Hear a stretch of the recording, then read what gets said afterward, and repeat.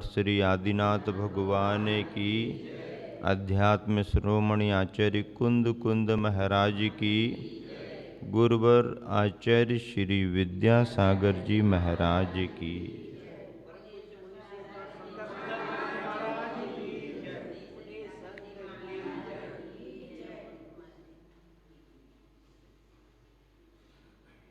आचार्य प्रवर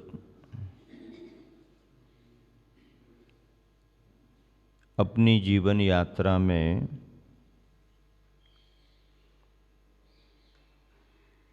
स्वाध्याय और साधना को महत्व देते हुए जन कल्याण के कार्यों में भी प्रवृत्त होते हैं। विगत संदर्भों में ये बात स्पष्ट हुई है कि आचार्य परमेष्ठी ने अंतर्मुखी होकर के अपने जीवन में जितना अर्जन किया है,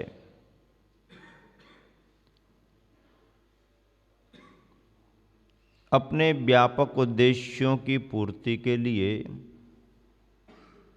उन्होंने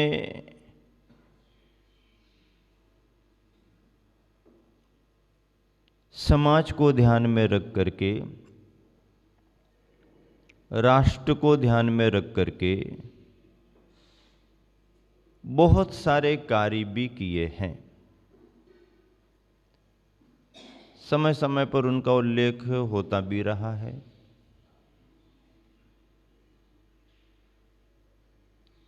ग्रीष्म योग, शीत योग, वर्षा योग, ये मुनि जीवन की अनिवार्यताएं हैं। सभी योगों में ये योगी स्वयं को और संग को किस तरीके से संभाल करके रखते हैं और स्वाध्याय साधना का क्रम बनाते हैं, ये उनकी दिनचर्या से ज्ञात होता है। रामटेक चातुर्मास के बाद लंबा विहार करते करते छत्तीसगढ़ छूट गया, मध्य प्रदेश में प्रवेश हो गया और पपौरा जी क्षेत्र पर आना हुआ है। अतिशय क्षेत्र पपौरा जी प्राचीनतम क्षेत्र है। बहुत सारे जिन मंदिरों का समूह है, समतल मैदानी भाग पर है। बड़े बड़े जिन बिंब हैं, जिनालय गगनचुंबी हैं। स्वाध्याय साधना की अनुकूलता है, ऐतिहासिकता है। टीकमगढ़ जिला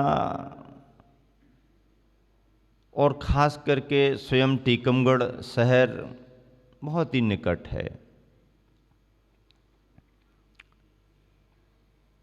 विगत वर्षों में भी पपौरा में प्रवास करके आचार्य श्री ने साधना और स्वाध्याय का जो क्रम बनाया, ग्रीष्मकालीन वाचनाओं में विद्वानों को जो लाभ दिया, समाज बंधुओं ने लाभ लिया, उसकी चर्चाएं यथा समय आपको ज्ञात हुई हैं। इस वर्ष आचार्य श्री का प्रवास एक लंबे अंतराल और लंबे इंतजार के बाद हुआ। उत्साह का तो फिर क्या कहना। बहुत प्रिय वस्तु विलंब और इंतजार के बाद मिले तो उसका आनंद भी अलग ही होता है।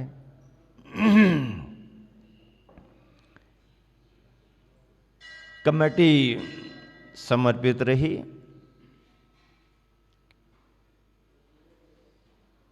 अध्यक्ष, मंत्री और संपूर्ण कमेटी के साथ में श्रद्धालु कार्यकर्ताओं ने जो गुरुवर को निवेदन किया, तो गुरुवर का ग्रीष्मकालीन प्रवास करने का मन बन गया।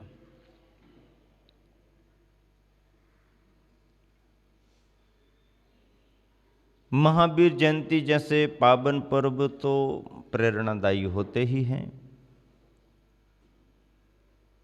तीर्थंकर भगवान वर्धमान महावीर स्वामी का जन्म कल्याणक महोत्सव है। जैन परंपरा के आदर्श भगवंत हैं। उनके संदेश आज भी समूचे जनमानस को सारी दुनिया में प्रभावित कर रहे हैं। महावीर के संदेश ऐसा नहीं है कि आज अब प्रासंगिक नहीं है या उनके समय में ही प्रासंगिक थे, उनके समय में ही उनको जरूरत थी जनमानस के लिए, नहीं, आज भी प्रासंगिक हैं और कितना भी काल व्यतीत क्यों न हो जाए प्रासंगिक बने ही रहेंगे। तीर्थंकर भगवंतों के संदेश, संतों के संदेश कभी भी आउटडेट नहीं होते हैं, हमेशा अप टू डेट ही बने रहते हैं। महावीर जयंती आदि के संदर्भों में आचार्य श्री हमेशा बहुत व्यापक संदेश देते हैं। तीर्थंकर भगवंतों की दार्शनिक विचारधारा को आगे बढ़ाते हैं और महावीर के विचार, तीर्थंकरों के विचार, जन कल्याणकारी विचार सारी दुनिया के लिए, संपूर्ण देशों के लिए, आज भी विश्व शांति के लिए बहुत आवश्यक हैं और उसकी अनिवार्यता को सारी दुनिया ने महसूस भी किया है। आचार्य श्री ऐसे पर्व त्योहारों पर, ऐसे अवसरों पर सार्वजनिक संदेश देते हैं, प्रभावकारी संदेश देते हैं। उत्साह से कल्याणक महोत्सव मनाए जाते हैं। ग्रीष्म काल के समय में विशिष्ट संदर्भों की चर्चा जब भी आती है तो या तो वाचना संघ की हो जाती है, जो स्वयं संघ के लिए आवश्यक होती है स्वाध्याय के रूप में, और यदि समाज बंधुओं को ध्यान में रखें तो कोई सरल विषय ऐसा रख लिया जाता है जिससे यात्रीगण, आने जाने वाले श्रावक समुदाय जो भी उपस्थित रहते हैं उनको भी लाभ मिले। अथवा रविवारी प्रवचन, तो आचार्य श्री का साप्ताहिक प्रवचन अपने आप में एक ऐसा प्रवचन होता है कि सभी लोगों को उसमें लाभ मिल जाता है। अक्षय तृतीया जैसे पावन पर्व चैत्र माह के व्यतीत होने पर बैसाख के महीने में आते हैं और ग्रीष्म काल के समय बैसाख का महीना जब भी आता है और बैसाख शुक्ला की तृतीया की तिथि आती है तो अक्षय तृतीया सभी को याद आती है। और अक्षय तृतीया युगादि पुरुष तीर्थंकर आदिनाथ भगवान के मुनिराज अवस्था के आहारों में से पहली पारणा का संदर्भ जुड़ता है। पहला आहार मुनिराज आदिनाथ भगवान का हस्तिनापुर नगरी में राजा श्रेयांश सोमप्रभ के महल में हुआ था। अक्षय तृतीया को याद कर लिया जाता है और प्रासंगिक प्रवचन भी आचार्य श्री के हो जाया करते हैं। आदिनाथ याद आए, अक्षय तृतीया याद आए और गन्ना याद ना आए, ऐसा तो होता नहीं है। उस समय इक्षु रस एक सहज प्राप्त उपादेय था, एक सहज प्राप्त पेय था, क्योंकि धीरे धीरे व्यवस्थाएं बढ़ रही थीं। गन्नों को लगाना, निकाल करके रस का उपयोग करना उस समय के साधनों में सहज था। शुद्ध इक्षु रस से पारणा संपन्न हुई। मैं जब भी विचार करता हूँ तो 24 तीर्थंकरों की पारणा के संदर्भ में आदिनाथ भगवान का ही उल्लेख है केवल कि इक्षुरस से उनकी पारणा संपन्न हुई। बाकी तीर्थंकरों को तो दुग्ध मिश्रित क्षीरान्न ऐसा कहा जाता है। क्षीरान्न अन्न भोजन और क्षीर के साथ में आदिनाथ भगवान का उल्लेख इस तरह का रहा है। सभी तीर्थंकरों के आहार के संदर्भ में लगभग एक कथन या किसी संदर्भ में 2 कथन ही मिल जाया करते हैं, बाकी ज़्यादा नहीं मिलते। सारे तीर्थंकरों में पहले आहार का ही विशेष उल्लेख मिलता है। कथानक मिलते हैं पर आगे के उल्लेख नहीं मिलते हैं। महावीर भगवान का एक उल्लेख राजा कूल का कूलक ग्राम में नृप कुमार घर पारन कीना आदि आदि मिलता है, और फिर एक चंदन वाला का मिल जाता है। इसके अलावा तो और नहीं मिलते। अब आदिनाथ भगवान 1000 वर्ष तक मुनि रहे तो एक ही आहार में काम थोड़ी चला होगा। एक आहार में कैसे काम चलेगा भाई? क्यों तो लोग भैया जी, यदि 6 महीने भी आहार कराया जाए, 6 महीने में भी, मान लो 1 साल में भी एक आहार कराया जाए तो 1000 वर्ष का समय लगा मुनि अवस्था में। पन्नालाल जी पंडित जी जब इस तरीके की बातें सुनाते हैं या सुनाते थे संघ में वाचनाओं के समय में, तो बड़े रोचक तथ्यात्मक तरीके से, क्योंकि प्रथमान युग के बड़े ज्ञाता रहे, प्रथमान युग के ग्रंथों का बड़ा उन्होंने संपादन किया। वर्णी भवन मोराजी को अपना पूरा जीवन समर्पित किया, बहुत लंबा समय दिया।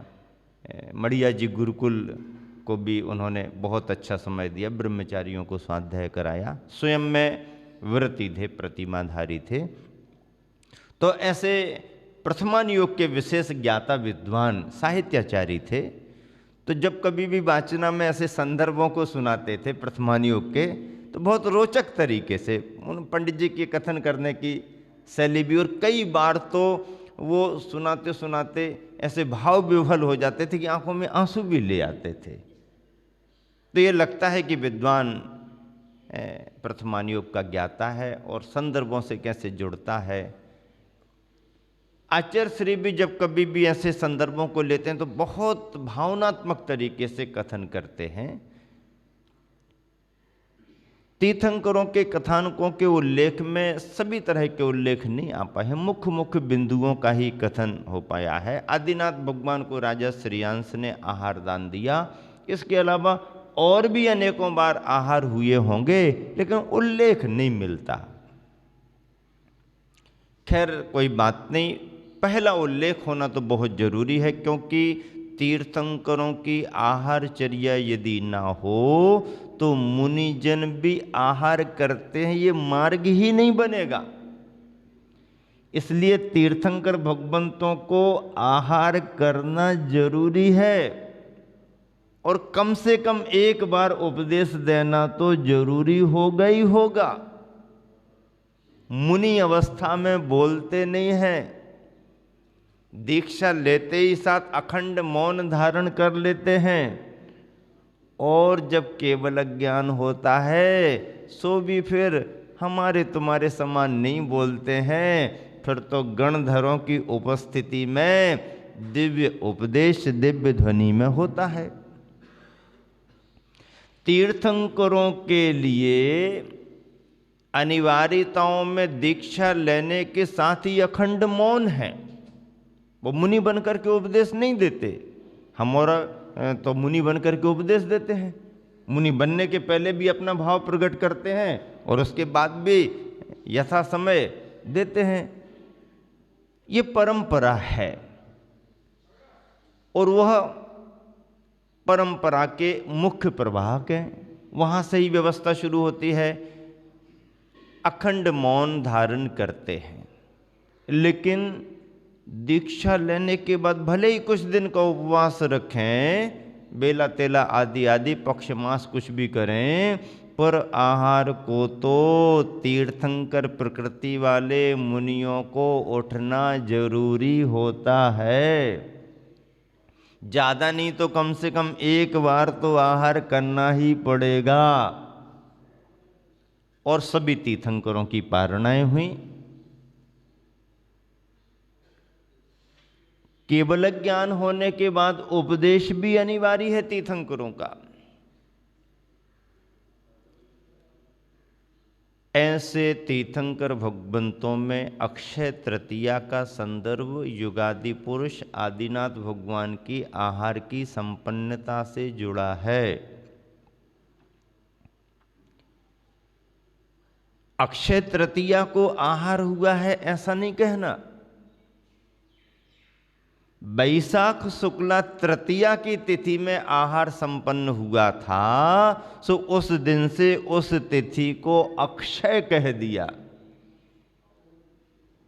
और वह तिथि सिद्धा तिथि हो गई। बिना मुहूर्त देखे, बिना पंचांग पत्र देखे आप कोई भी शुभ कार्य कर सकते हो। ये अक्षय तृतीया का महत्व है। अक्षय तृतीया भी संपन्न हुई।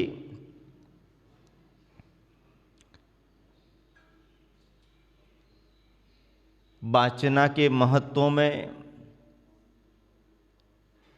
जब संघ में थे, वाचना होते होते आचार्य ज्ञान सागर जी महाराज जी की समाधि तिथि भी ज्येष्ठ बदी अमावस आती है। उसका संदर्भ भी संलेखना से जुड़ा हुआ है। पावन प्रसंग पर आचार्य श्री की देशना सभी को मिलती है। संलेखना का महत्व दर्शाया जाता है।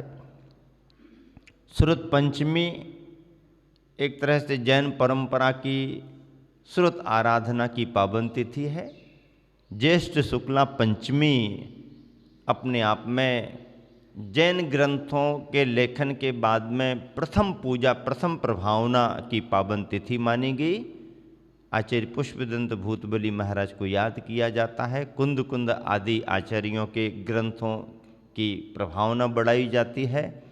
वह दिन सठखंडागम सूत्र ग्रंथों की पूजा और प्रभावना का विशेष दिन रहता है। ये श्रुत पंचमी का पावन पर्व भी प्रत्येक ग्रीष्मकालीन प्रवास में आता ही आता है। श्रुत आराधना होती है, श्रुत की प्रेरणा दी जाती है और यथा योग व्रती और विद्वानों को भी प्रोत्साहित किया जाता है।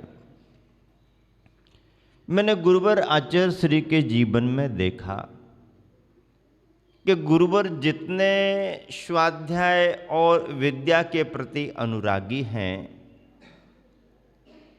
वाकई में भव भवांतर का पुण्य उनके साथ है। आज भी इस उम्र में भी गुरुवर की विद्यानुरागी प्रवृत्ति, विद्यानुरागी वृत्ति बहुत ही प्रेरणा देती है। समय का सदुपयोग करना, स्वाध्याय करना और स्वाध्याय करते हुए सूत्रों गाथाओं के अर्थों में अपने उपयोग को लगाना, उसकी गहराई में जाना आदि आदि, ये सभी महत्वपूर्ण बिंदु बड़े प्रेरक होते हैं। स्थानीय स्तर पर भी जो भी विद्वान उपस्थित होते हैं, उनके प्रति स्नेह और वात्सल्य का भाव हम लोगों ने संघों में बहुत देखा है। बड़े बड़े विद्वानों में पंडित जगन मोहन लाल जी सिद्धांत शास्त्री, पंडित कैलाश चंद जी बनारस वाले, पंडित फूलचंद जी, पंडित बालचंद जी, पंडित हीरा लाल जी सिद्धांत शास्त्री आदि आदि, या पंडित दरबारी लाल जी कोठिया, पंडित पन्नालाल जी साहित्याचार्य आदि आदि, बड़े बड़े विद्वानों की तो बात कहें क्या, उनको तो बहुत स्नेह और कृपा गुरुवर की मिली। उनके साथ में और भी अनेक विद्वान उपस्थित रहे तो उनको भी मिला। मैंने पपोरा में देखा, टीकमगढ़ के विद्वानों में पंडित गुलाब चंद जी पुष्प जब कभी भी आचार्य श्री के पास आते, पूजा प्रतिष्ठा आदि के प्रति मार्गदर्शन लेते, जब कभी भी कोई सामाजिक विषयों पर चर्चा करते, आचार्य श्री बहुत अच्छे तरीके से समाधान देते। बहुत बड़ी बड़ी समस्याओं का समाधान हंसते हंसते यूं हंसते हंसते बहुत सहज निकाल दिया करते थे। पंडित विमल कुमार जी सौरिया भी टीकमगढ़ के ही हैं।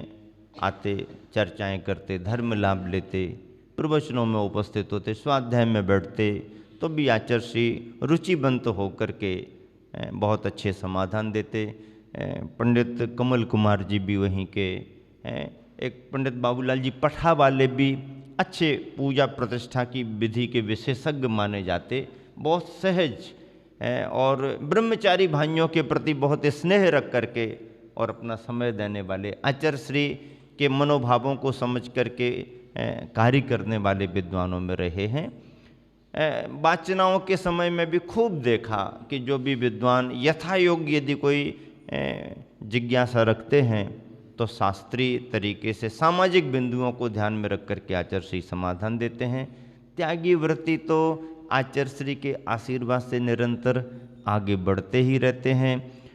पपौरा में एक ऐसी भावना जगी लोगों के मन में कि गुरुवर आचार्य श्री का बार बार सानिध्य मिलता नहीं है, क्यों न हो क्षेत्र की श्री वृद्धि के लिए यहाँ पर कोई एक ऐसा आचार्य श्री का आशीर्वाद ले लिया जाए जिससे कि क्षेत्र का विकास भी हो और आचार्य श्री का आशीर्वाद भी निरंतर मिलता रहे। सहस्रकूट जिनालय स्थापित करने की योजना कमेटी के द्वारा, समाज के द्वारा बनी। आचार्य श्री ने विचार करके आशीर्वाद दिया। दातार तो तैयार रहते ही हैं, और जब दातार तैयार रहते हैं तो आचार्य श्री भी फिर आशीर्वाद दे ही देते हैं कि जिन संस्कृति का संवर्धन यदि हो रहा है तो अच्छी बात है।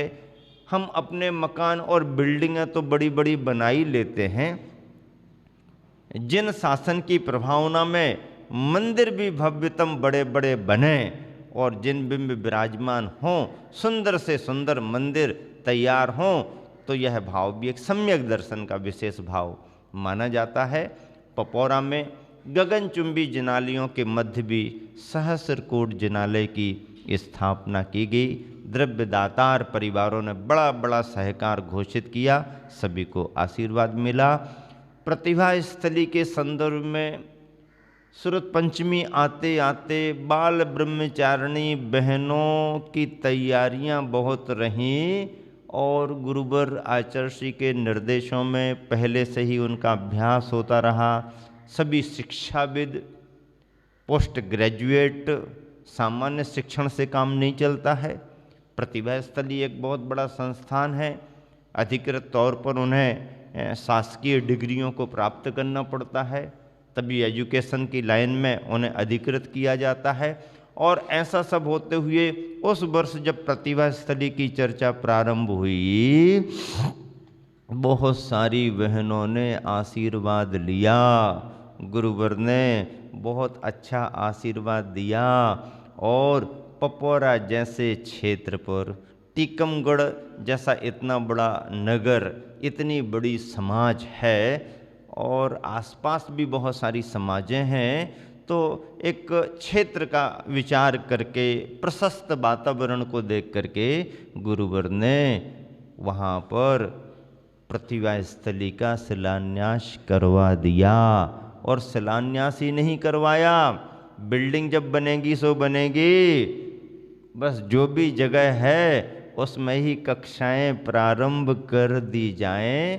प्रतिभा स्थली एक बहुत बड़े उद्देश्य को लेकर के आगे बढ़ रही है, उसकी सफलताएं समाज को महसूस हो रही हैं, उसके संदर्भ आने वाले दिनों में यथा समय किए जाएंगे।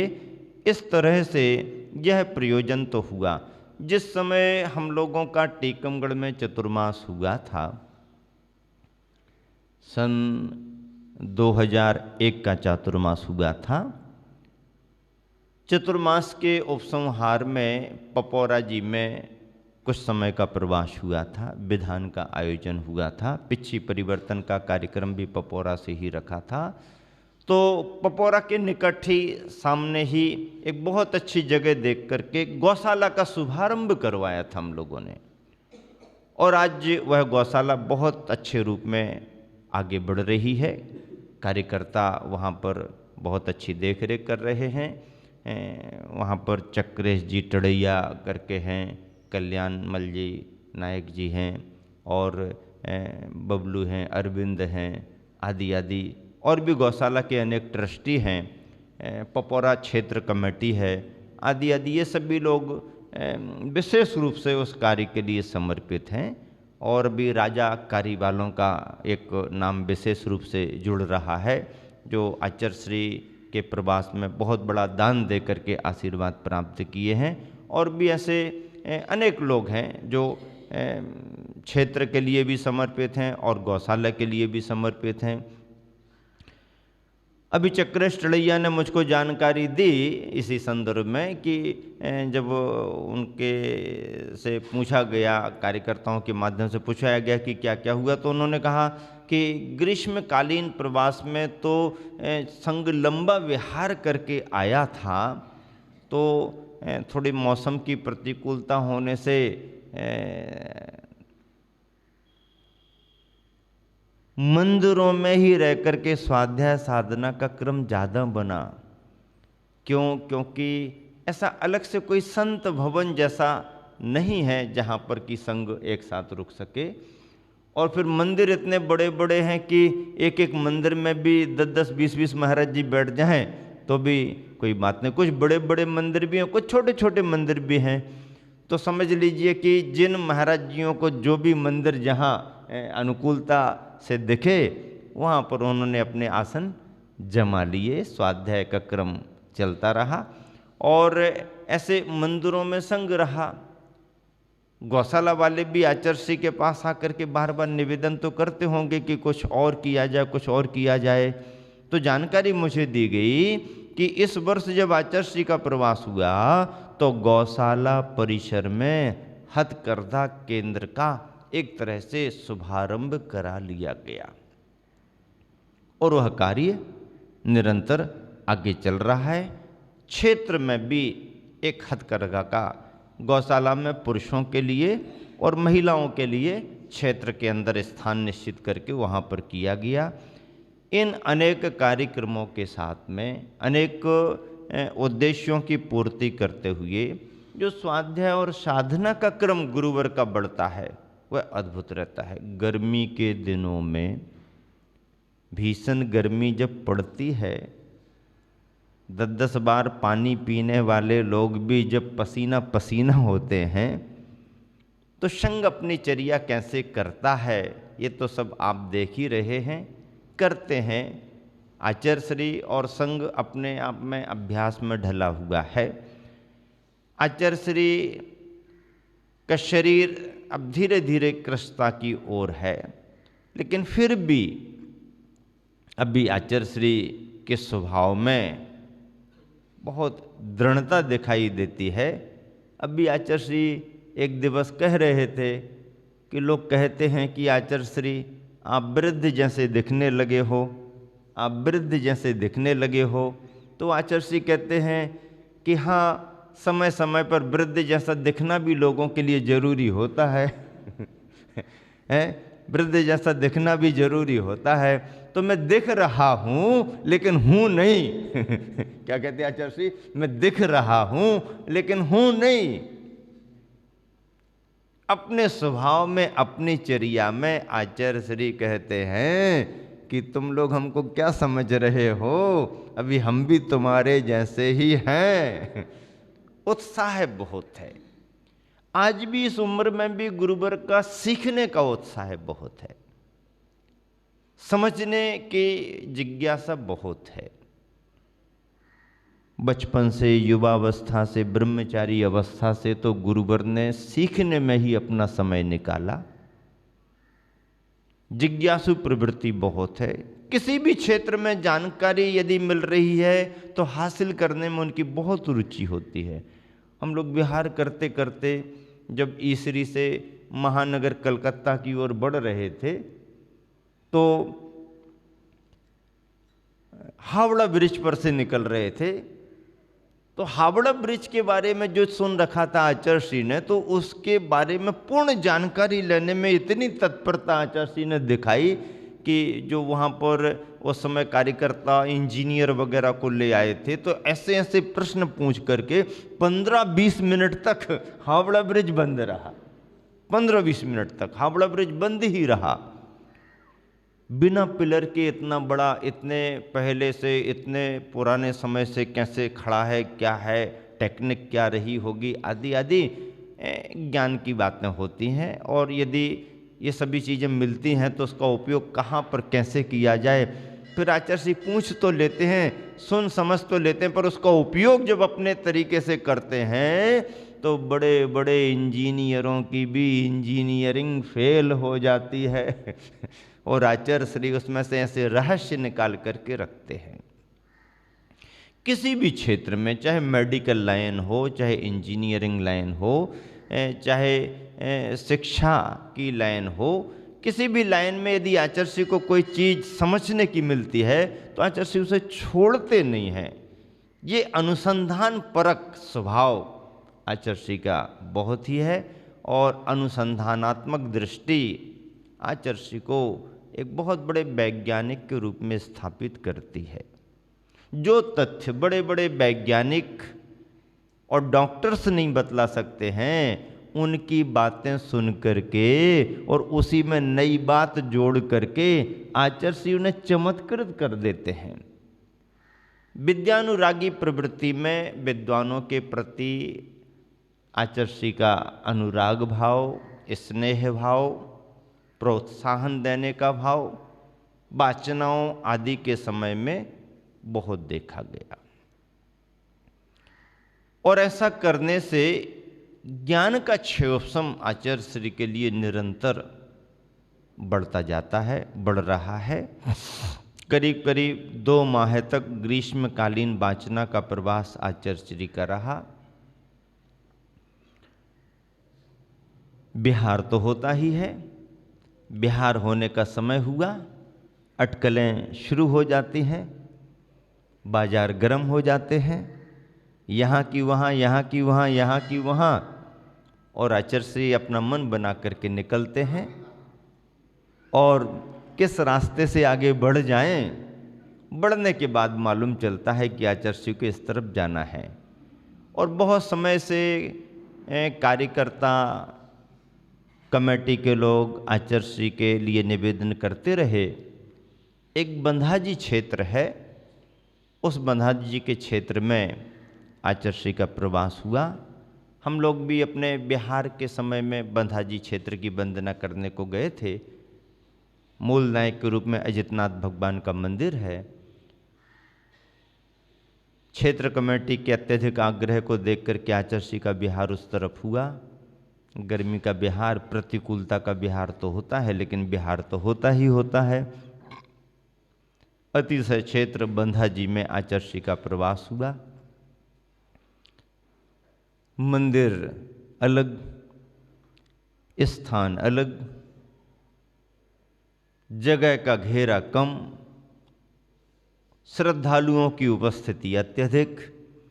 ऐसे उस स्थान में प्रतिकूलताओं के बावजूद भी आचार्य श्री के चेहरे पर बहुत प्रसन्नता दिखी।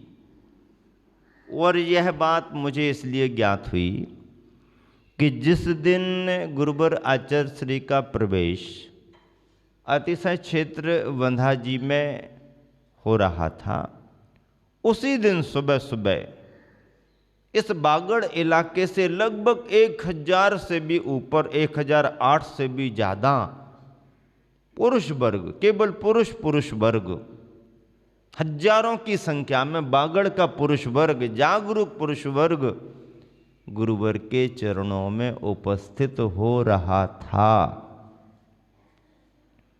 अब इतने तो यहां से पहुंच रहे,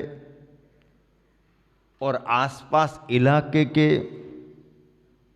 लोगों ने जैसा बताया कि जितना क्षेत्रफल था उस स्थान का, उपस्थित श्रद्धालुओं की अपेक्षा छोटा पड़ रहा था। फिर भी ऐसा कहा जाता है कि कोई रिद्धि संपन्न, तपस्या संपन्न गुरुवर विराजमान हो तो छोटी जगह में भी सभी लोग समा जाते हैं, परेशानियों को भूल जाते हैं और तपस्वी की तपस्या के आनंद में रम जाते हैं। आचार्य श्री की सभी लोग तपस्या देख रहे थे और आचार्य श्री की तपस्या को देखें तो अपने तो कठिनाइयों को व्यक्ति अपने आप भूल जाता है। आहार विहार की प्रतिकूलताएं स्वाभाविक रूप से होती रहती हैं, उसके साथ में दिनचर्या तो पूरी चलती ही रहती है। स्वाध्याय के समय स्वाध्याय, सामयिक के समय सामयिक, और श्रद्धालुओं के लिए प्रवचनों के समय प्रवचन। महामस्तकाभिषेक का कार्यक्रम भी वहाँ पर रख लिया गया, तो महामस्तकाभिषेक का कार्यक्रम भी, और दान दातार अपने दानों की घोषणा कराने में लगे हैं और बागड़ के श्रद्धालु अपना निवेदन करने में लगे हुए हैं। बागड़ वालों को निवेदन करने का अवसर भी मिला। आचार्य श्री ने बात सुनी भी, प्रातःकालीन बेला में भी आशीर्वचन दिए और इतनी उपस्थिति देख करके उस दिन विशेष रूप से दोपहर को और अच्छा उद्बोधन बागड़ वासियों को मिला। सबकी थकान दूर हो गई, सब प्रसन्न हो गए। आचार्य श्री की यही विशेषता है कि समय बहुत ज़्यादा किसी को ना भी दे पाए, थोड़ा भी समय दें और थोड़ा भी उद्बोधन दे दें तो व्यक्ति अपने आप कृतकृत्य जैसा हो जाता है। और सूत्रों में बात करना, व्यवहारिक बात कर लेना, प्रासंगिक बात कर लेना, आवश्यकता की बात कर लेना, समय पर बात कर लेना, संक्षेप में बात कर लेना, गुरुवर के अपने स्वभाव की विशेषता है। बंधा जी में भी आचार्य श्री का प्रवास हुआ। क्षेत्र को अपेक्षाएं थीं, कमेटी कुछ भावनाएं भी रखती है, अपेक्षाएं भी रखती है। गुरुवर की उपस्थिति में सहज पूर्ति होती है। स्थानीय इलाके के लोग तो पूर्ति करते ही करते हैं, गुरुवर की उपस्थिति में आसपास से और समूचे देश से लोग पहुंचते हैं। सहज, कुछ कहने की जरूरत नहीं पड़ती है और होता है। आचार्य श्री ने अचेतन जड़ धन पर कभी ज़्यादा ध्यान नहीं दिया, बल्कि ध्यान ही नहीं दिया। ध्यान तो दिया है उन्होंने चेतन धन पर। रत्नत्रयधारी कैसे तैयार हों, धर्मात्मा कैसे तैयार हों, व्रती कैसे तैयार हों, स्वाध्यायी कैसे तैयार हों, शिविर कैसे लगें, वाचनाएं कैसे हों, ग्रंथों का पठन पाठन समाज में कैसे चले, नए नए संघ में आने वाले व्रती जन कैसे स्वाध्याय निष्ठ बने, इस पर ध्यान आचार्य श्री का बहुत रहता है। और यही कारण है कि रत्नत्रय के धन पर ध्यान देने वाले गुरुवर को अचेतन धन तो यूं ही जिसकी उन्हें जरूरत नहीं है, जग को दे दी जग की निधियां, जग को दे दी जग की निधियां। जो आप सबने गुरुवर को निमित्त बना करके उनकी साक्षी में समर्पित किया, सो तुम्हारा तुम्हारे लिए ही है। गुरुवर को किसी के द्रव्य की जरूरत नहीं, लेकिन भावों की जरूरत सभी की है। द्रव्य को महत्व आचार्य श्री ने दिया ही नहीं, बल्कि भावों का महत्व इतना बढ़ाया कि द्रव्यवानों को भी द्रव्य का महत्व, अरे इसका कुछ महत्व नहीं है, लगाएंगे तो ही महत्व बढ़ेगा, लगाएंगे तो ही महत्व बढ़ेगा। और अच्छे अच्छे कार्यों में विशेष प्रयोजन को लेकर के ये महत्व बढ़ रहा है। आचार्य श्री ने कितनी संस्थाओं के लिए आशीर्वाद दिया। आपके शिविर में आए हुए विद्वानों में अभी अनुभव भैया बता रहे थे कि महाराज जी बरुआ सागर का विद्यालय संभाले हुए हैं हम लोग। बरुआ सागर भी झांसी जिले में आता है। हम लोगों ने विहार के समय बरुआ सागर के मंदिर की वंदना की, कुछ समय प्रवास किया, प्रवचनों का लाभ समाज को दिया। गणेश प्रसाद जी वर्णी जी के द्वारा स्थापित वह विद्यालय है। पुराने समय में संस्कृत के विद्यालयों के महत्व रहते थे। अब इंग्लिश के ज़माने में जो माता पिता अपने बच्चों को अंग्रेज बनाने में लगे हुए हैं, अंग्रेज बनाने में लगे हुए हैं, तो वो कहाँ भारतीय संस्कृति और संस्कृत और धर्म के ग्रंथों की बात करेंगे। आचार्य श्री इसलिए बार बार कहते हैं कि भैया जो चल रहा है तो चल रहा है, लेकिन जरा मूल जड़ को तो पकड़ के रखो, अपनी संस्कृति का तो ख्याल करो। अंग्रेजी पढ़ा दो तो पढ़ा दो, लेकिन अंग्रेज तो मत बनाओ। अंग्रेजी पढ़ने के बाद भी यदि अंग्रेज बनने से बचाना है तो भारतीय संस्कृति के ग्रंथों को पढ़ना पड़ेगा, भारतीय संस्कृति से जुड़ना पड़ेगा। बरुआ सागर एक तरह से बंद हो चुका विद्यालय था। समाज चिंतित थी और सभी लोग विचार करते थे कैसे आगे बढ़े, कैसे आगे बढ़े। आचार्य श्री का भी विचार जाता था, आचार्य श्री भी समाज को आशीर्वाद मार्गदर्शन देते। कुछ समय में सुधा सागर जी महाराज जी ने भी उस पर विचार किया, समाज बंधुओं को मार्गदर्शन दिया और अभी एक अच्छे तरीके से संस्थान पुनः शुरू हो गया है। और ऐसे संस्थान जो पुराने बंद पड़ गए हैं उनका खुलना जरूरी है। और सांगानेर संस्थान से जितने भी विद्वान निकल रहे हैं, वाकई में देश में अच्छी पूर्ति हो रही है, समाज को अच्छा लाभ मिल रहा है और शिक्षित होते हैं, विद्वतापूर्ण अपना उनका लाभ मिलता है। तो एक बहुत बड़ी उपलब्धियां हैं। अभी अशोक कुमार जी बता रहे थे कि महाराज जी तारंगा जी शिविर में उपस्थित थे, वहाँ पर शिविर में गए थे। बेनारस जी के माध्यम से शिविर लगता रहता है, वहाँ पर भी सभी लोग लगभग व्रतीजन और स्वाध्यायी जन पहुँचते हैं। गर्मी के दिनों में अलग शिविर लगता है, महेश भैया लगाते हैं, अभी पंडित जी भी पहुँचे हैं और भी बीच बीच में जाते रहते। तारंगा क्षेत्र भी अपने आप में एक बहुत अच्छा स्थान है। समय आएगा तो बताएंगे कि हमारा तारंगा प्रवास कैसे रहा और वहाँ पर वह निर्वाण स्थली कैसे है। तो अभी शिविर लगा हुआ था और सभी लोग लाभ लेते हैं और लाभ लेना भी चाहिए। जो अपने कार्यों से निर्वृत्त हो गए हैं, स्वाध्याय की रुचि रखते हैं, वृत्ति बनने का भाव रखते हैं, ऐसे ग्रस्तों को तो, उदासीन चित्त वाले ग्रस्तों को तो लाभ लेना चाहिए। हालांकि कई बार ऐसी समस्याएं भी दिखाई देती हैं कि आश्रमों में उदासीन आश्रम तो लिखा रहता है, लेकिन रहने वालों में उदासीनता नहीं दिखती है। आश्रम पर उदासीन तो लिखा हुआ है, उदासीन आश्रम, लेकिन रहने वालों में उदासीनता नहीं दिखती है। तो हमारे गुरुवर कहते हैं कि रहने वालों में उदासीनता नहीं है तो आश्रम के उदासीन होने का मतलब क्या है? अरे आश्रम उदासीन हो या ना हो, लेकिन गृहस्थ की उम्र को देख करके उदासीनता बढ़ने लगे तो उसका घर भी उदासीन आश्रम के बराबर माना जाएगा। और आचार्य श्री यही करना चाहते हैं। गृह त्यागी बनो ना बनो, बनो तो बहुत अच्छी बात है, नहीं बनो तो कम से कम घर में रह करके भी शुद्धता का संस्कार लेकर के व्रती जीवन बनाना चाहिए। व्रती तो बनना ही चाहिए और व्रती बन करके फिर यदि घर से निकल करके कहीं आश्रम में रहने की स्थिति बनती है तो और ही अच्छा है। पूर्ण रूप से गृह त्याग ना भी करो तो आना जाना बना करके रखो तो भी चलता है, चलना भी चाहिए।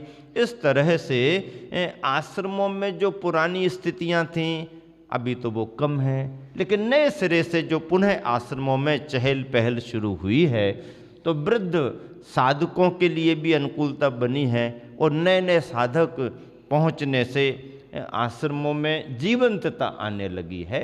जो केवल एक पुराने समय के हिसाब से पारंपरिक आश्रम चलते थे, अब जरा स्वाध्याय वगैरह में भी अच्छा क्रम बनने लगा है। इंदौर का उदासीन आश्रम भी अपने आप में एक अच्छी पंडित रतनलाल जी के माध्यम से बहुत सारे विद्वानों को, वृत्तियों को लाभ देता रहता है। अभी अभी गुरुवर आचार्य श्री ने नेमावर में भी विशेष रूप से उदासीन ग्रस्त जो वृत्ति बन जाते हैं और यदि वो निश्चिंतता से धर्म लाभ लेना चाहते हैं तो नेमावर में आश्रम की व्यवस्था प्रारंभ हुई है और बहुत सारे ब्रह्मचारी जन वहाँ रह कर के अच्छा धर्म लाभ ले रहे हैं। पिछले समय में हम लोगों ने रह कर के भी वहाँ देखा था, अच्छा है, स्वाध्याय, आहार विहार आदि आदि की अनुकूलताएं हैं। तो ऐसा करके आश्रमों में मणिजा जी का गुरुकुल अपने आप में चल रहा है। ब्रह्मचारी जिनेश भैया, महेश भैया, अभी त्रिलोक जी भैया यहाँ पर अर्थूना के लिए अपना धर्म लाभ देने के लिए आए थे और उन्हें मालूम था कि महाराज जी पास में ही हैं, तो संभव ही नहीं कि वो इस तरफ आएँ और ऐसे ही निकल जाएं, ऐसा होता नहीं है।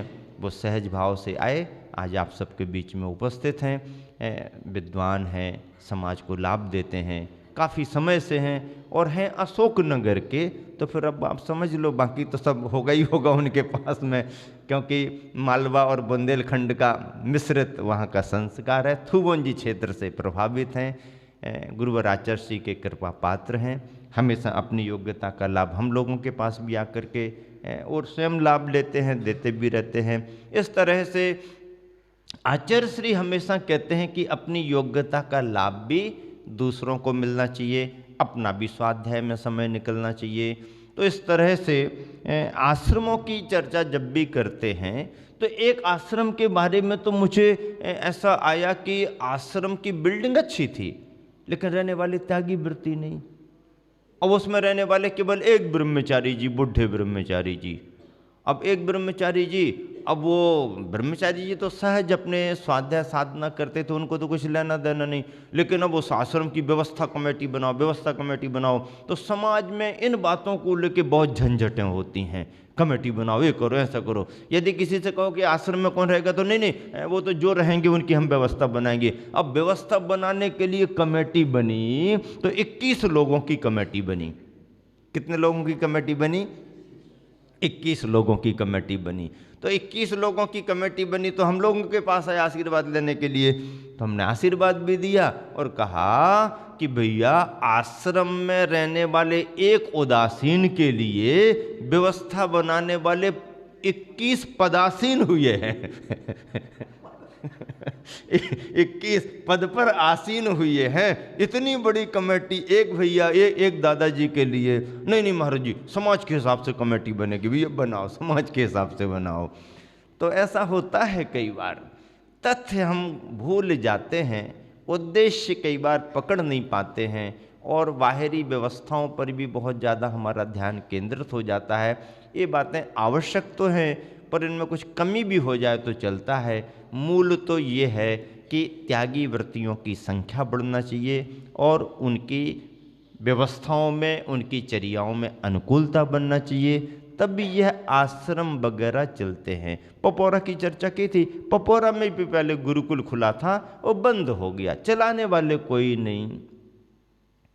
पुराने गुरुकुल लगभग बंद हो गए क्योंकि शिक्षा का स्वरूप बदलता जा रहा है और बच्चे इस उद्देश्य से ही पढ़ाई करते हैं, माता पिता भी उसी उद्देश्य से पढ़ाते हैं कि बच्चा पढ़ लिख करके कुछ कमाने वाला हो जाए।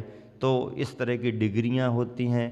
एजुकेशन भी आर्थिक दृष्टिकोण को लेकर के ही हो गया, भारी भरकम खर्चीली पढ़ाई भी हो गई। जब इतने खर्चों को लेकर के पढ़ाई कराई जाती है तो फिर अपेक्षाएं भी रखी जाती हैं, स्वाभाविक है। तो इस तरह से, लेकिन एक धर्म का मार्ग है, स्वाध्याय साधना का मार्ग है, सभी लोगों के लिए संभव तो नहीं होता, लेकिन जो भव्य आत्माएं लक्ष्य लेकर के चलते हैं उनका स्वाध्याय आत्म कल्याण के साथ जन कल्याण के लिए भी हुआ करता है। और ऐसे विरक्त चित्त उदासीन जो धर्म की रुचि रखने वाले लोग हैं उनके लिए आचार्य श्री हमेशा शिक्षा के लिए प्रोत्साहित करते हैं। ऐसी संस्थाओं को भी बढ़ावा देते हैं जिनके माध्यम से ज्ञान की प्रभावना होती, ज्ञान के केंद्र हैं। तन मन धन से किसी भी रूप में इन संस्थाओं में किसी का सहयोग जाता है तो वह भी धर्म की परंपरा के लिए तो प्रभावना का कारण बनता ही बनता है, अपने लिए भी, कल्याण के लिए भी लाभदायी होता है। आचार्य श्री के निमित्त से सैकड़ों संस्थाओं के लिए लाभ हुआ है। और फिर यदि देखें तो आचार्य श्री स्वयं चलती फिरती जीवंत संस्था हैं। आचार्य श्री ने अपना कोई एक ऐसा स्थान निश्चित नहीं किया। आज तक कोई भी ऐसा मठ मड़िया जैसा कोई ये हेडक्वार्टर हेडक्वार्टर नहीं, केंद्रीय कार्यालय ने ऐसा कुछ नहीं किया, फिर भी इतना बड़ा काम चल रहा है। आचार्य श्री जहां जाते हैं यथायोग्य सभी कराते हैं, लोग उनसे बंधे जाते हैं और वो सबको छोड़ करके निकल जाते हैं। आचार्य श्री सबको प्रभावित तो करते हैं, सबको छोड़ करके निकल जाते हैं, और जिनको छोड़ करके निकल जाते हैं वह गुरुवर से बंधे बंधे उनके पीछे लगे रहते हैं। यही खासियत है। इतना लंबा प्रवास, इतने बड़े बड़े कार्य, इतने लोगों को मार्गदर्शन, इतना सब होने के बावजूद भी आचार्य श्री ने अपने लिए अपने रूप में किसी संस्था को तैयार नहीं किया, किसी स्थान को केंद्र बिंदु बना करके ऐसा भाव प्रकट नहीं किया कि सारी गतिविधियां यहीं से संचालित हों। यही गुरुवर के व्यक्तित्व का उन्मुक्त स्वभाव है। वह किसी से बंधे नहीं हैं, पर जहां भी जाते हैं सबको भावों से बांध करके चले जाते हैं। विलक्षण व्यक्तित्व है। विद्वानों ने जिनके व्यक्तित्व को पहचाना है, उद्योगपतियों ने जिनके व्यक्तित्व को पहचाना है, समाज सेवियों ने जिनके व्यक्तित्व को पहचाना है, कार्यकर्ताओं ने जिनके व्यक्तित्व को पहचाना है, जैनेतरों ने जिनके व्यक्तित्व को पहचाना है, बुद्धि वालों ने तो पहचाना ही पहचाना, अनपढ़ अंगूठा छाप वालों ने भी जिनके स्वभाव को पहचाना, जिनके व्यक्तित्व को पहचाना, ऐसे गुरुवर हम सभी के लिए इस कलिकाल पंचम काल में आदर्श बने हुए हैं। हमने तो बचपन में ऐसा सुना था, सारे तीर्थ बार बार गंगा सागर एक बार। तो हमने कहा ये कहावत तो दूसरे हिसाब की है, ये कहावत तो दूसरे हिसाब की है। इस कहावत को हमने बदल दिया, हमने अपने जीवन से बदला है।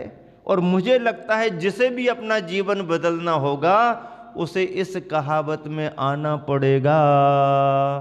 कहावत क्या बना ली हमने भैया? सारे सागर बार बार और विद्या सागर बस, सारे सागर बार बार और विद्या सागर एक बार। नहीं, सारे सागर बार बार, विद्या सागर एक बार। खार खार की बात अभी मत करो अभी तो सार सार की बात करो। आचार्य श्री कहते हैं कि सारभूत तत्व तो हमारा अपना अध्यात्म और आचरण ही है। जिसके जीवन में अध्यात्म और आचरण की प्रधानता रहेगी वह स्वयं सारमय ही है, समय सारमय ही है, कहने की जरूरत नहीं है। उसका स्वभाव ही समय सार हो जाता है। इसीलिए मैं चार पंक्तियां बार बार सुनाया करता हूं। धर्म का प्याला पिलाकर देखो, धर्म का प्याला पिलाकर देखो, अनुपम सुख मिलेगा यहां आकर देखो। धर्म का प्याला पिलाकर देखो, अनुपम सुख मिलेगा यहां नहीं वहां जाकर देखो। यहां नहीं, यहां नहीं, बदल दो जरा। धर्म का प्याला पिलाकर देखो, अनुपम सुख मिलेगा वहां जाकर देखो। अरे धुल जाएंगे जन्म जन्म के सब पाप हमारे तुम्हारे, एक बार विद्या के सागर में नहा के देखो, एक बार विद्या के सागर में नहा के देखो। एक बार तो नहा लो, संक्रांति आने वाली है। संक्रांति आने वाली है, एक बार तो नहा लो। संक्रांति के समय यदि कोई स्नान नहीं करता है तो अच्छा नहीं माना। स्नान तो रोज करते हैं, रोज स्नान करना अलग है, रोज का स्नान अलग है, संक्रांति का स्नान अलग है। महाराज जी जैन परंपरा में तो ऐसा कोई उल्लेख नहीं है। अरे परंपरा में उल्लेख नहीं है, लेकिन लोक कहावत तो बनी है ना, लोक मान्यता तो बनी है, लोक मान्यता तो बनी है। स्नान करो स्नान करो, और स्नान का मुहूर्त भी निकाल देते हैं कुछ लोग, तो मुहूर्त भी निकाल देते हैं। और वो परीक्षा ली जाती है, ठंडा समय है और ठंडे पानी में कैसे नहा पाएगा, ये पक्का है कि नहीं, पक्का है कि नहीं, पक्का है कि नहीं, सहन कर पाएगा कि नहीं, इसकी परीक्षा करने के लिए ही शायद पुराने लोगों ने ये क्रम बना लिया होगा। और अब जब अभी की सर्दी नहीं सहेगा तो आगे चल के महाराज बन करके सर्दी क्या सहेगा, ऐसा शायद कोई तथ्य रहा होगा। तो चलिए संक्रांति का स्नान, हम लोग छोटे छोटे बच्चे थे, ठंड लगती थी, नहाने का जल्दी मन नहीं करता था, जब धूप निकलेगी तब नहाएंगे, अभी तो सर्दी ऐसा वैसा। तो पुराने लोग क्या कहते थे गाँव में, अरे जो नहीं नहाता है आज के दिन वो लंका का गधा कहलाता है। क्या जो आज के दिन नहीं नहाता वो लंका का गधा कहलाता है। लंका और गधा, अरे भैया ये तो मुश्किल, ये गड़बड़ हो गया, लंका का गधा, और लंका का गधा थोड़ी बनना है। नहाओ जल्दी जल्दी नहाओ, जल्दी जल्दी नहाओ। तथ्यात्मक कोई भी रहा हो, विज्ञान साइंस कुछ भी हो, वो अपना अलग स्थान है, लेकिन कहा जाता है तो ये यदि अपने को इससे दूर होना है, बचना है, ज्ञानी कहलाना है, विद्वान कहलाना है, कुछ विशेष करना है, कुछ अपने को शुद्धता पाना है, तो क्या करें। ये बाहर की बातें बाहर रह जाती हैं, लेकिन अंदर की बात तो यह है, धर्म का प्याला पी करके तो देखो। पिला करके भी कहा हमने, लेकिन अब हम कह रहे हैं पी करके देखो। कौन पिलाएगा तुम्हारे लिए, कौन आगे बढ़ेगा, रखा हुआ है, ले लो। धर्म का प्याला पीकर देखो, अनुपम सुख मिलेगा वहां जाकर देखो।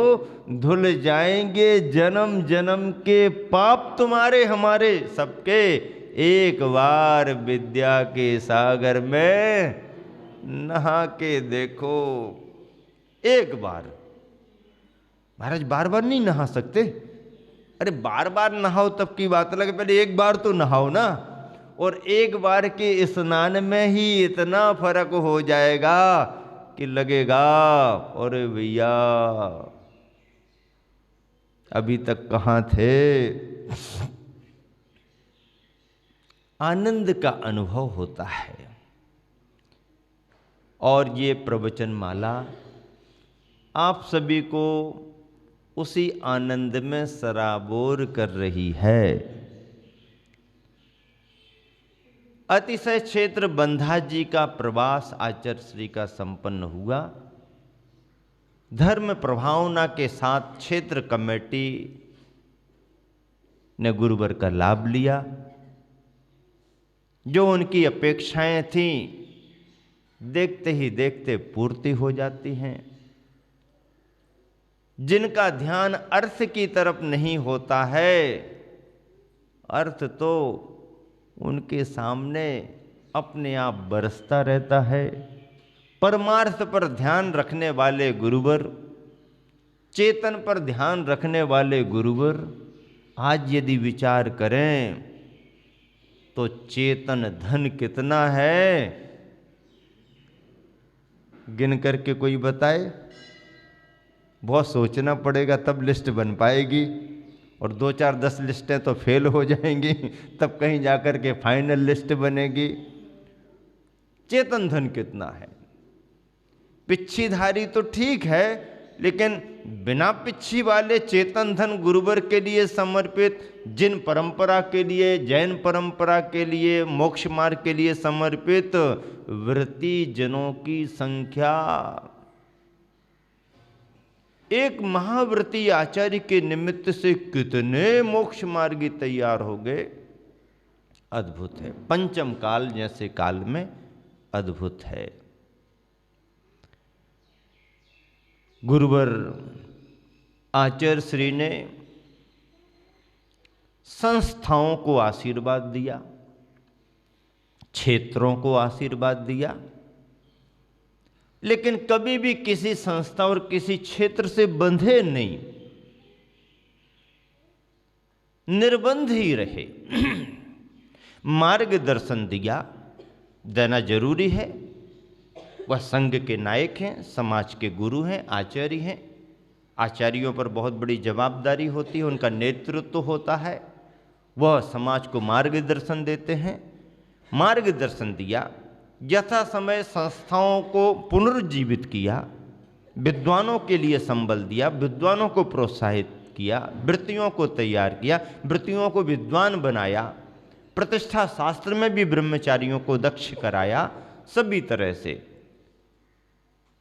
सुरेंद्र कुमार जी ज्योतिषाचार्य टीकमगढ़ के हैं, उनके निर्देशन में ब्रह्मचारी भाई तैयार हुए। ब्रह्मचारी जय कुमार जी निशांत टीकमगढ़ वाले, ब्रह्मचारी विनय भैया बंडा वाले, प्रदीप भैया सुयस अशोकनगर वाले, अशोक भैया, अभय भैया आदि आदि आचार्य श्री ने मार्गदर्शन देकर के ब्रह्मचारियों के लिए तैयार कराया। योग्य प्रतिष्ठाएं हों, प्रतिष्ठा निर्दोष हो, आदि आदि, इन सब बातों को लेकर के, और सुरेंद्र कुमार जी, बाबूलाल जी पठा के माध्यम से, पुष्प जी के माध्यम से सारी गतिविधियां, जानकारियां मिली। आचार्य श्री स्वयं परामर्श देते हैं, विधि पर विचार करते हैं, मंदिर अच्छे बने, प्रतिमाओं की प्रतिष्ठा अच्छे तरीके से हो, मंदिर निर्दोष रीति से बने, प्रतिमाओं की प्रतिष्ठा निर्दोष रीति से हो, विधि विधान में शुद्धता रहे, आदि आदि पर विचार आचार्य शुरू से करते रहे हैं, और यथा समय विद्वानों को भी मार्गदर्शन देते रहे हैं।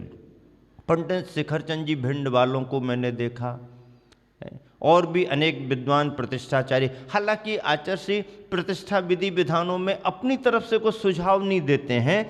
आचार्य हमेशा कहते हैं प्रतिष्ठा आदि का विषय प्रतिष्ठाचार्यों से पूछो। प्रतिष्ठाचार्य आकर के यदि कोई बात पूछते हैं तो उन्हें अवश्य ही मार्गदर्शन देते हैं, अन्यथा जिसका क्षेत्र होता है, जिसका कार्य होता है, आचार्य उसी पर विशेष रूप से ये कह कर के कि उनसे ही पहले बात करो, क्योंकि ये कार्य क्षेत्र उनका है। जब वह फिर पूछते हैं, कोई गंभीर विषय, गंभीर चर्चा आती है, तो यथायोग्य अपने निर्देश भी देते हैं। ऐसे प्रतिष्ठाचार्यों के माध्यम से पंडित अमरचंद जी साहेबपुर वाले प्रतिष्ठाचार्य को भी मैंने देखा। जब भी वो आचार्य के पास आते, आचार्य क्या करना, कैसा करना, नहीं पंडित जी आप अपनी विधि से करो और फिर बाद में हम देखेंगे, पहले आप अपनी विधि से संपन्न कराओ। पुष्प जी हैं, अमरचंद जी हैं, शिखरचंद जी हैं, आदि आदि, शौर्या जी हैं, ये सभी विद्वान जिन्होंने पूरा जीवन अपना प्रतिष्ठाओं में खपाया है, जिन्होंने पूरा जीवन समाज सेवाओं में दिया है, आज तो फिर विद्वानों की पीढ़ियों के बाद में ब्रह्मचारी भाइयों की भी एक ऐसी नई पीढ़ी तैयार हो गई है जो सुयोग्य ब्रह्मचारी प्रतिष्ठाचार्यों का दायित्व निभा रहे हैं, और समूचे देश में जगह जगह एक बहुत अच्छी प्रभावना का वातावरण बना हुआ है। मैं समझता हूँ ये गुरुवर की कृपा ही चेतन धनों पर है, जिनका उपयोग हो रहा है, जिन्हें अपना आभास भी नहीं था, जिनको ऐसा कहा जाता है कि कौन इनके लिए, कहाँ देखने वाला समझने वाला, रास्ते के चलते पथरोड़ों के लिए भी जिन्होंने अपना पदस्पर्श देख करके प्रतिमा जैसा सुंदर स्वरूप तैयार कर दिया। आज वही सब आरिकाओं के रूप में, मुनियों के रूप में चेतन धन बने हुए हैं। और गुरुवर ने चेतन धन को इतना संभाला, इतना संभाला कि जड़ धन की तरफ तो ध्यान ही नहीं गया, लेकिन चेतन धन का पुण्य इतना है और चेतन धन को संभालने वाले गुरुवर का इतना पुण्य है कि जड़ धन तो स्वयमेव समर्पित होता रहता है और उसका सदुपयोग भी समाज के धन का, समाज के कार्यों के लिए, समाज में ही निरंतर उपयोग हो रहा है। जग को दे दी जग की निधियां जैसा सिद्धांत गुरुवर का हम सबके सामने है। हम सब भाग्यशाली हैं, ऐसे गुरुवर की छत्र छाया में हम सभी आगे बढ़ रहे हैं। समय आपका हो गया है, शेष विशेष चर्चा आगे करेंगे। महावीर भगवान की